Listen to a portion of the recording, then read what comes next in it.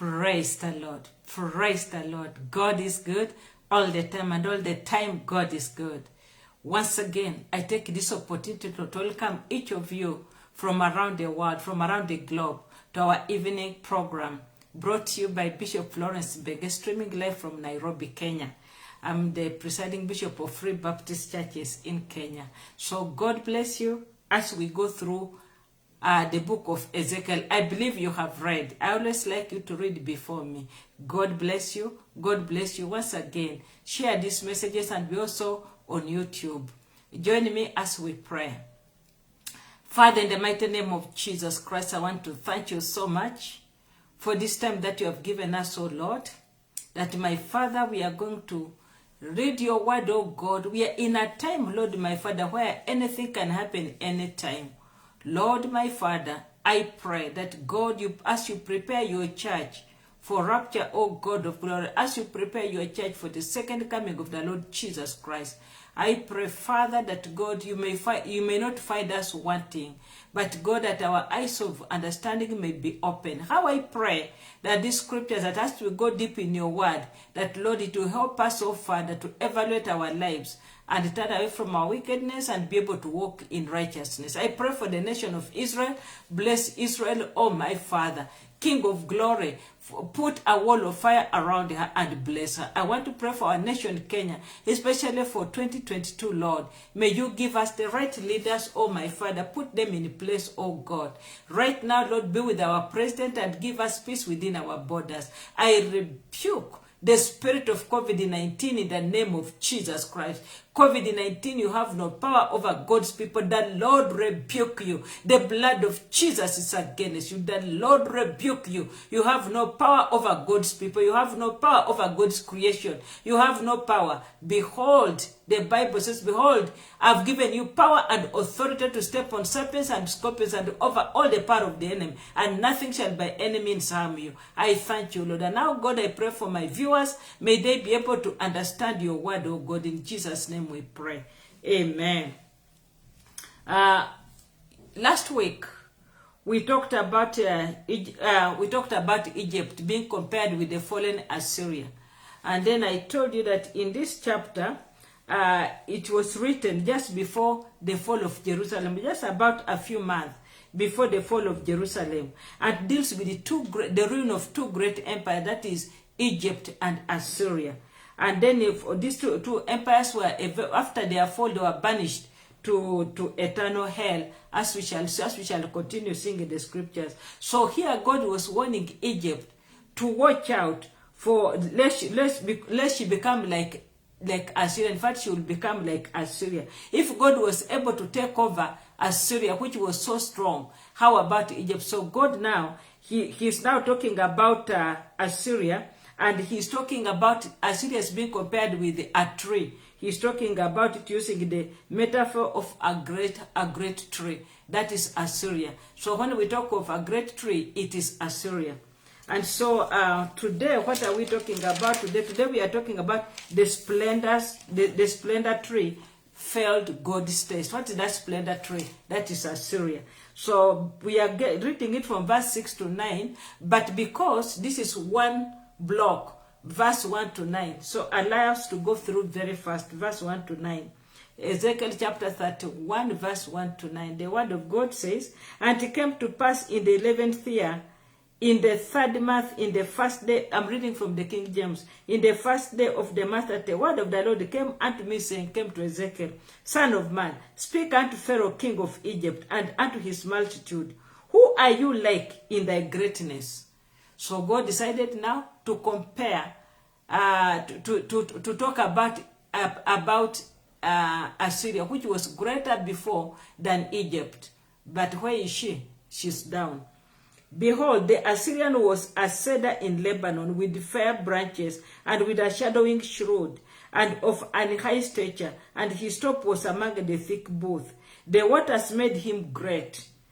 The deep set him up on high, with her rivers running round about his plants, and sent out her little rivers unto all the trees of the field.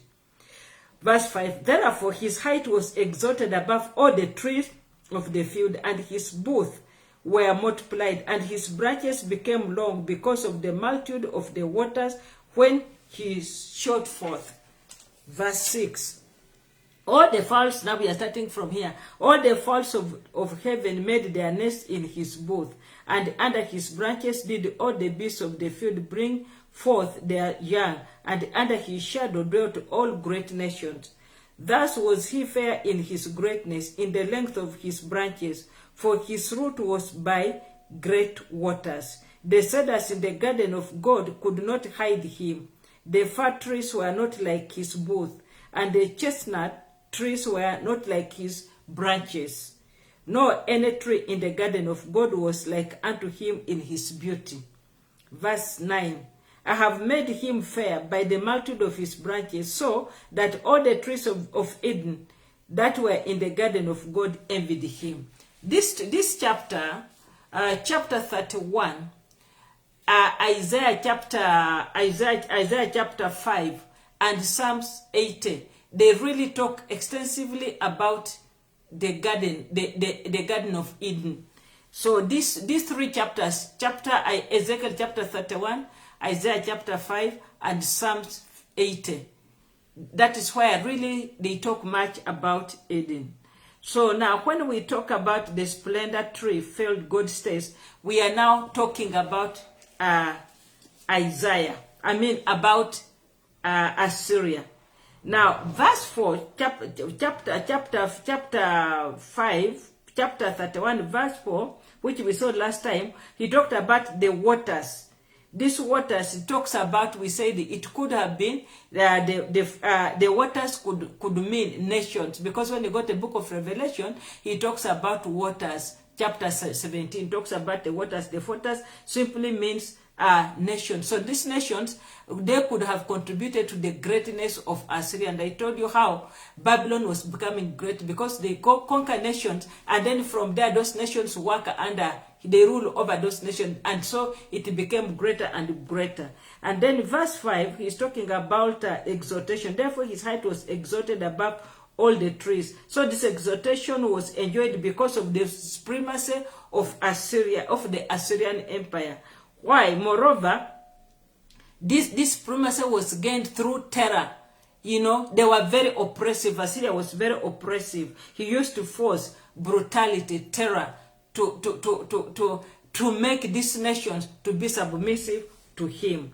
So now verse 16, when we come to verse 6, the Bible says, and the fowls of heaven made their nest in his booth. This verse imposes the fact that much of the riches and the greatness of Assyria Empire was derived heavily from the nations, you know, the taxations levied on those other nations, just like the way, that's like the way Turkey was, not Turkey, this other nation, this other city we're dealing with, it was getting, it was heavily taxing these other nations. So even this one, it is heavily, Assyria was heavily taxing those nations that were subjected under him. So that is how he was getting the wealth. It was becoming stronger and stronger, forgetting that it is God actually who was making her great.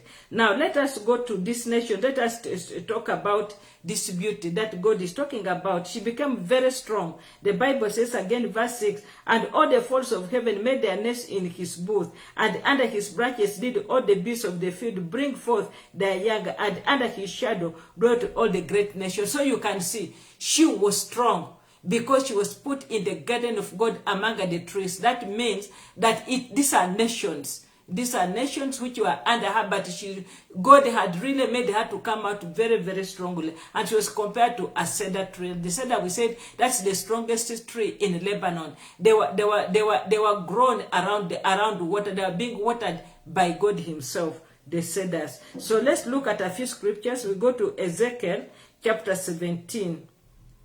Chapter 17, verse 23. May God help you to understand. Verse 23. In the mountain of the height of Israel will I plant it, and it shall bring forth booths, and bear fruit, and be a goodly cedar, and under it shall dwell all fall of every wing. In the shadow of the branches thereof shall they dwell. God had already talked about this. Let's go to Daniel. The book of Daniel. We see what God told Daniel. Daniel chapter 4, verse 11 to 12, and then verse 20 to 21. Chapter 4, verse 11 to 12. The Bible says, the Bible says, the tree grew and was strong, and the height thereof reached unto heaven. He's talking, God uses a metaphor. He speaks in the form of metaphor. So the tree grew and was strong, and the height thereof reached unto heaven, and the sight thereof to the end of all the earth. The leaves thereof were fair, and the fruit thereof much. The fruit thereof much, and in it was meat for all the beasts. The beasts of the field had shadow under it, and the fowls of heaven dwelt in the booth thereof, and all the flesh were fed. This was talking about Babylon at that particular time, because God had raised Babylon. So that's Nebuchadnezzar and Babylon. So even here, Assyria, God had raised her up to that status of Babylon. You know, it's God who raises up kingdoms. He who raises up kings and brings others down. Then verse 20 to 21, he says, the tree that you saw, this is Daniel interpreting, the tree that you saw, which grew and was strong, whose height reached unto heaven, and the sight thereof to all the earth, whose leaves were fair, and the fruit thereof much, and in it was meat for all, under which the beasts of the field dwelt, and upon whose branches the fowls of the heaven had their habitation. This was now the tree. In that tree was talking of Nebuchadnezzar, but now we are comparing Assyria, the greatness of Assyria, because God is the one who had made Babylon become great. So was this one. And now God was asking Egypt, saying, you think you are so great. Have you seen Assyria? That is who was compared to a cedar tree, which grew in the garden of God. Let us also look at Matthew. Sorry, before you go to Matthew, let us go to Genesis. Genesis 31, verse 7 to 9. The Bible says, and your father has deceived me. No, sorry. It's not that one. It is Matthew, not Genesis. Matthew chapter 13, verse 32. The word of God says, which indeed is the least of all the seeds, but when it is grown, it's the greatest among herbs, and becomes a tree, so that the birds of the air come and lodge in the branches thereof. God here, he was talking about the mustard tree, the mustard seed. It is so small, but it grows, and it is able to house all the birds. He says again, which indeed is the least. That's the mustard seed of all the seeds. But when it is grown, in it is the greatest among herbs, and becomes a tree, so that the birds of the air come and lodge in the branches. Remember when we are talking about Assyria, when he talks about the tree and the birds, those are now nations that she's heavily taxing. They all came under her. She was very oppressive, but it's God who had given her power to be where she was. And we also look at Job. You know, it was so majestic, this tree, and so majestic and beautiful, that no other tree could revive it. No other tree. We see this in verse 8. No other tree could be compared with this tree. The Bible says, verse 8. That is Ezekiel 31, verse 8. The cedars in the garden of God could not hide or rival it. The cypress tree did not have boughs like it, and the plane tree did not have branches like it. Nor was any tree in the garden of God like it in its beauty. It was so beautiful. You know, it was so beautiful. It was a splendid tree. But you know, she failed God's taste. So let us look at Job chapter 14. Chapter 4, verse 9. Job 4, 9, the Bible says,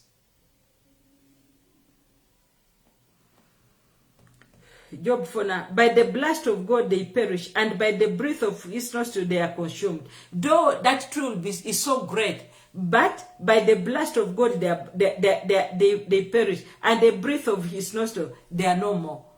You can be so great, but within a twinkling of an eye, you are gone. You know, it doesn't take a minute. God just blast, because Job talked about it. By the blast of God, they perish, and by the breath of his nostril, they are consumed. So that's why how these people they failed the test. Now let us look at verse 8 now again. In verse 8, what is God talking about? God is talking in verse 8. God is talking about the Garden of Eden. He says, verse 8 again, the cedars in the Garden of Eden could not hide, or its rivals. Let's look at Ezekiel. May God give you the understanding. Ezekiel chapter 28, verse 13. This is very good for Bible students and those who want to understand the word of God. Because the word of God is a hidden mystery. You must search it out through the understanding of the Holy Spirit and reading the word, studying. The Bible says, Ezekiel 28 verse 13, there has been in Eden the garden of God. Every precious stone was thy covering, the cedars, topaz, and the diadem, the beryl, the onyx, and the jasper, the sapphire, the emerald, and the cuban, and gold. The workmanship of thy tabret and of thy pipes was prepared in thee in the day that thou was created. So Syria was also as beautiful as this. And let us go to Genesis. We go to Genesis chapter 2.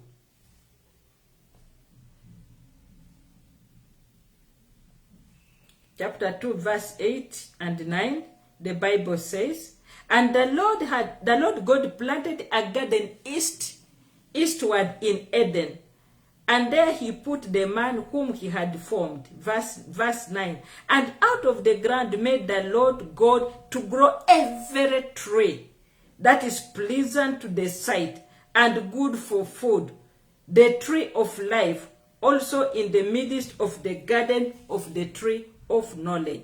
Let us look again in that verse now in King James.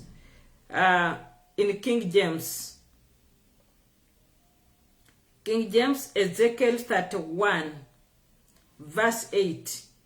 Verse 8 says, the cedars in the garden of God could not hide him. The fir trees were not like the brush, and the chestnut trees were not like his branches. No, any tree in the garden of God was like unto him in his beauty. It was beautiful. And what did God do in verse 9? The book of Genesis chapter 2, verse 9 especially. And out of the garden, out of the ground, the Lord God, and out of the ground made the Lord God to grow every tree that is pleasant to the sight, and good for food. And the tree of life was also in the midst of the garden, and the tree of knowledge and good and evil. Now let us turn to Genesis chapter 3 verse 10. 3 verse 10, Genesis 3:10, and he said, I heard thy voice in the garden, and I was afraid, and I was naked, and I hid myself. The garden of God. So what are we trying to talk about here? I'm trying to show you about that garden, the garden of God. The garden of God had pleasant trees. The garden of God is where sin came from, where Adam ate the precious fruit, the forbidden fruit, and then she ran away and hid. So even Assyria, God is saying that I planted you among the trees in my garden, the garden of Eden, and you are more beautiful. You became tall. The cedar tree became tall, and all the birds were nesting under her. Why? Because God is the one who raises some and brings others down. Hallelujah. So God is talking about Assyria. And then he says in in Psalms 80. Psalms 80, if you can read all Psalms 80, that would be very good. Psalms 80 verse 8 to 11 says, thou hast brought a vine out of Egypt, and thou hast cast out the heathen and planted it. You prepared room before it, and did cause it take deep root, and it filled the land. It's God who makes people prosper, nations prosper. So God planted, and he prepared room, and he caused it to have deep roots.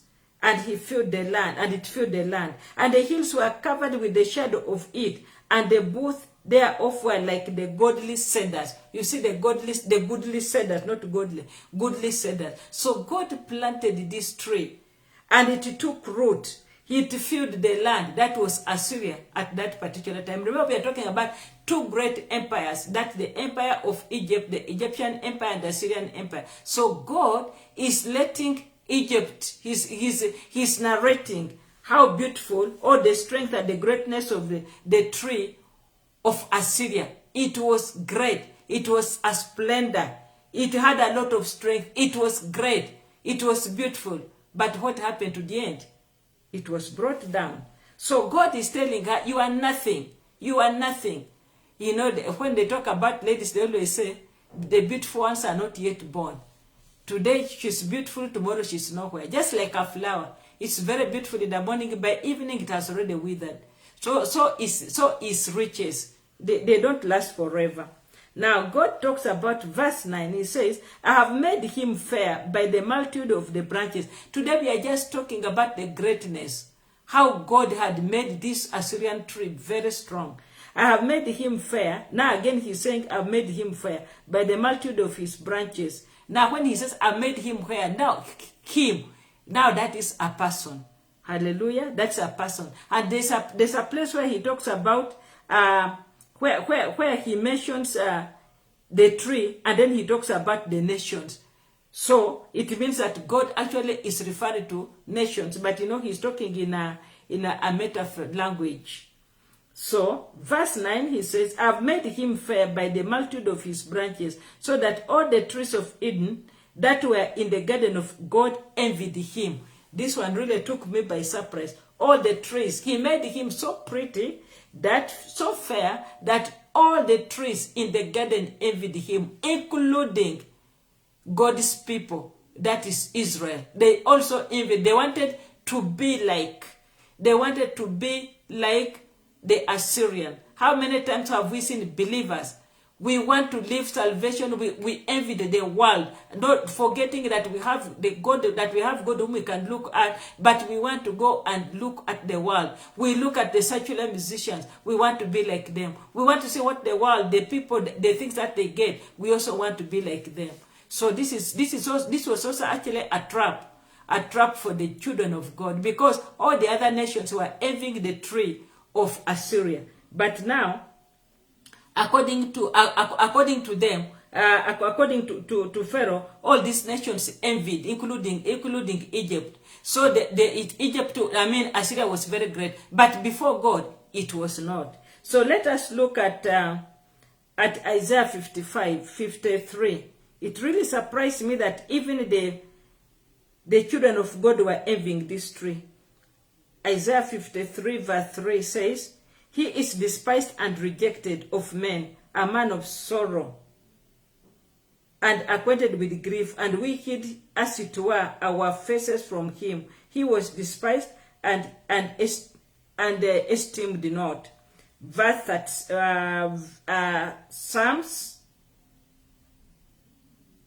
Psalm 37,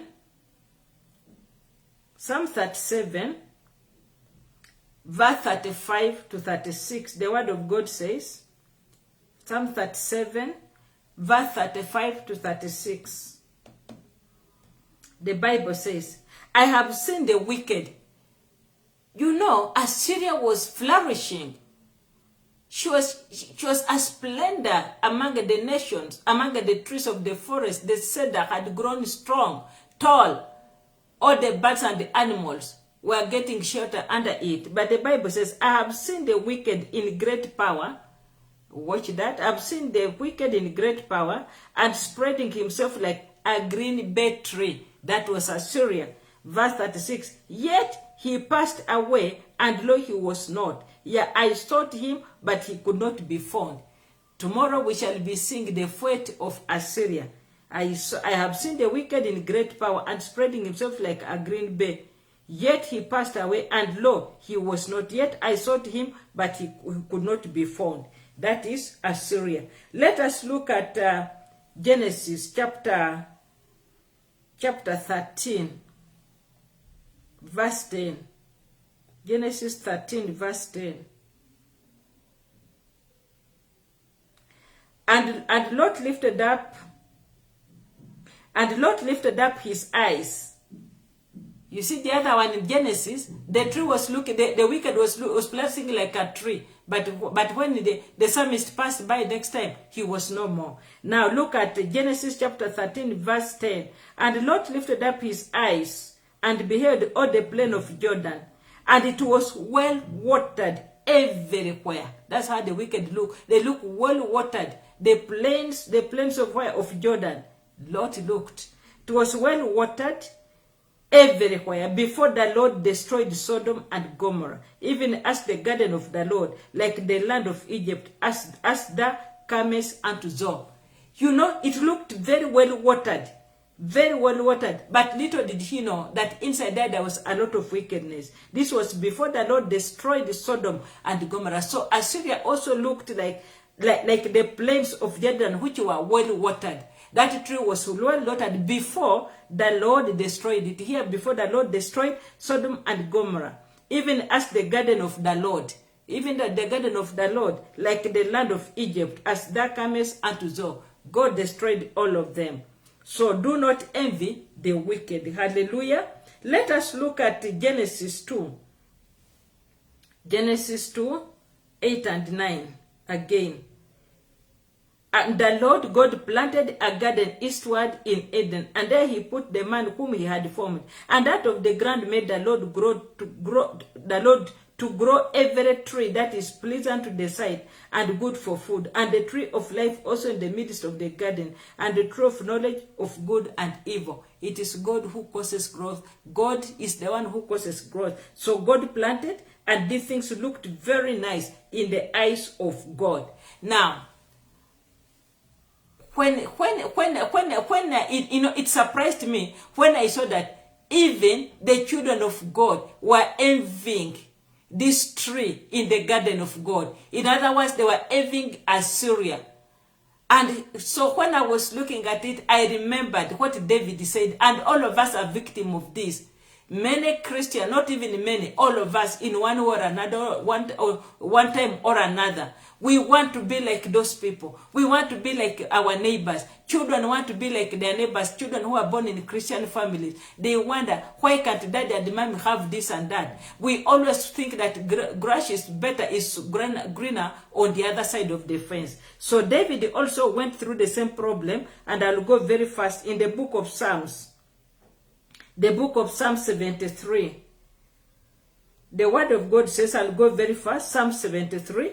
The Bible says, verse 1 to 13. David also found himself in that problem. Truly God is good to Israel, even to such as are of a clean heart. But as for me, my feet were almost gone. My steps had well nigh slipped, for I was envious at the foolish. It's because all the nations were envious of this tree, including the children of God. For I was envious at the foolish when I saw the prosperity of the wicked. For there are no bands in their death, but their strength is firm. They are not in trouble as other men, neither are they plagued with like other men. Verse 6. Therefore pride compasses them about as a chain, violence covers them as a garment.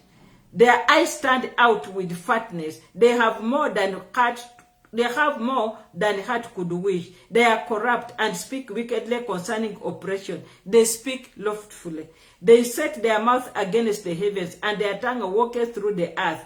Therefore his people return hither, and waters of a full cup are wrung out to them.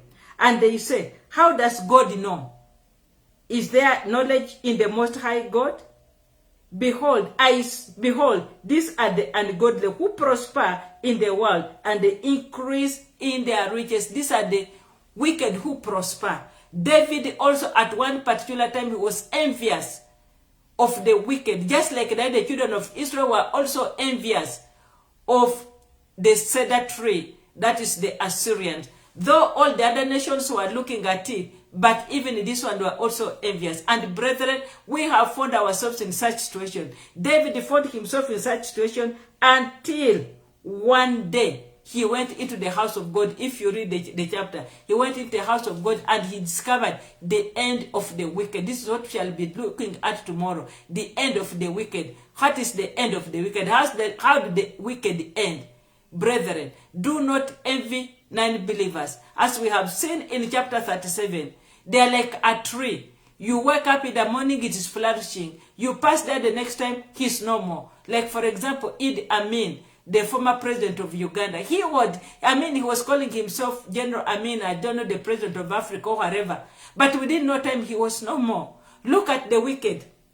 You have seen them, they prosper. Those are the people who are not born again. They have refused Jesus.